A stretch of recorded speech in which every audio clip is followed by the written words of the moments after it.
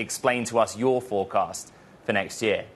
Well, I think our forecast is that we've gone from this really rosy forecast, probably overly ambitious, to reality.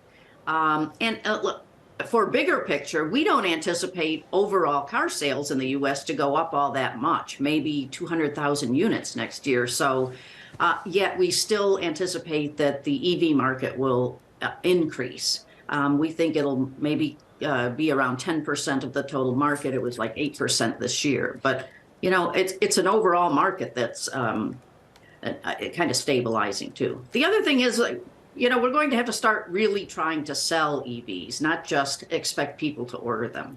And therefore, give us your expertise on like a marketing advice now to these companies. Is it about getting over the worry that ultimately you're not going to be able to find the charging unit when you need it, not going to be able to make the miles that you want? Or are we over that as a consumer? Is it more about price point? Is it more about just not really seeing the urgency of switching to EV?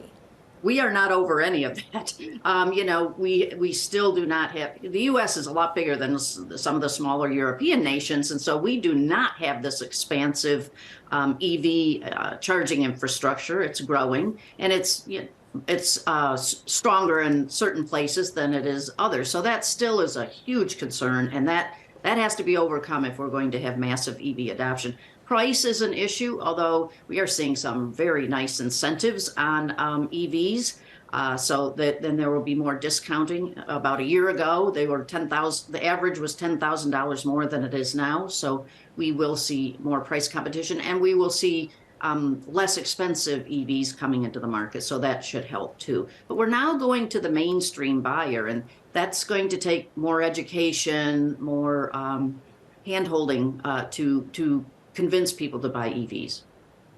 Michelle, we'd be grateful for your reaction to two recent and important pieces of news. The first was Ford cutting in half its planned production for the F-150 Lightning in 2024 to a run rate of about 1,600 units a week from 3,200. And then overnight, GM cutting 1,300 jobs, 945 at Orion, where they make, for now, the Chevy Bolt, and in 2025 plan to make the pickup. What does that tell you? Well, first of all, on the very different stories. On General Motors, we knew this was going to happen. They announced some time ago they were going to end production of the Chevrolet Bolt at we call it the Orion plant here, and that ends. I apologize. Next week. That's okay. It ends next week, and then they were going to immediately start retooling for the electric pickup trucks. But they have postponed that a little bit, so they pushed that more into the future. And then they're eliminating the Chevrolet Camaro, which may come back in some different form. So we knew those. The Ford Lightning plant, they had expanded that plant, probably got a little too ambitious on their expectations, and as Craig said, some execution problems. And so they've had to scale back. They've got mounting inventory of the Lightning.